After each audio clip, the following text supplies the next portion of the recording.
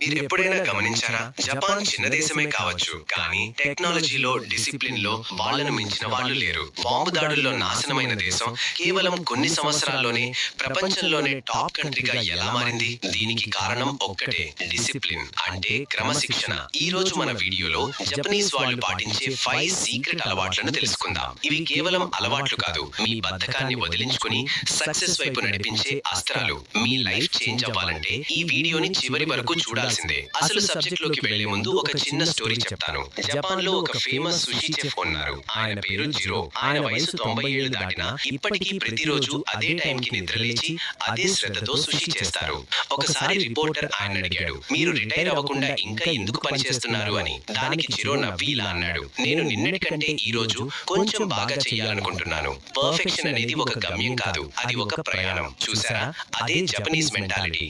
పనిని శిక్షలా కాకుండా ఒక తపస్సులా భావిస్తారు. ఇప్పుడు ఆ మైండ్ సెట్ మనలో ఎలా పెంచుకోవాలో చూద్దాం. మొదటిది మరియు ముఖ్యమైనది, ఇకిగాయ్. ఇకిగాయ్ అంటే రీజన్ టు వేకప్, అంటే నిద్ర లేవడానికి ఒక కారణం. చాలా మంది ప్రొద్దున్నే లేవగానే అబ్బా మళ్ళీ ఆఫీస్ కి వెళ్ళాలా, మళ్ళీ కాలేజ్ కి వెళ్ళాలా అని బద్ధకంగా ఫీల్ అవుతారు. ఎందుకంటే వాళ్ళ లైఫ్ లో ఒక స్ట్రాంగ్ పర్పస్ లేదు. జపనీస్ వాళ్ళు నమ్ముతారు, ప్రతి మనిషికి ఒక ఇకిగాయ్ ఉండాలి. అంటే మీకు ఏ పని చేస్తే ఆనందం కలుగుతుందో, ఏ పనిలో మీరు ఎక్స్పర్ట్ అవ్వగలరో దాన్ని కనుక్కోవడం. మీ లక్ష్యం క్లియర్ గా ఉంటే అలారం అవసరం లేదు, మీ లక్ష్యమే మిమ్మల్ని నిద్ర లేపుతుంది. రెండవది కైజెన్. దీని అర్థం కంటిన్యూస్ ఇంప్రూవ్మెంట్, అంటే నిరంతర ఎదుగుదల. మనం ఏదైనా పని మొదలు పెడితే ఒక్క రోజులోనే రిజల్ట్ రావాలని ఆశపడతాం. జిమ్ కి వెళ్ళిన ఫస్ట్ రోజే 6 ప్యాక్ రావాలి, బిజినెస్ పెట్టిన నెలాఖరికే లాభాలు రావాలి.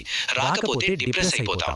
కానీ కైజెన్ ఏం చెప్తుందంటే, పెద్ద మార్పుల కోసం చూడకండి, ప్రతిరోజు కేవలం 1% ఇంప్రూవ్ అవ్వండి. ఉదాహరణకు, మీరు బుక్ చదవాలనుకుంటే రోజుకి 1 గంట కాకుండా కేవలం 1 పేజీ చదవండి. కానీ ప్రతిరోజు చదవండి. చిన్న చిన్న మార్పులే లాంగ్ రన్ లో పెద్ద ఫలితాలనిస్తాయి.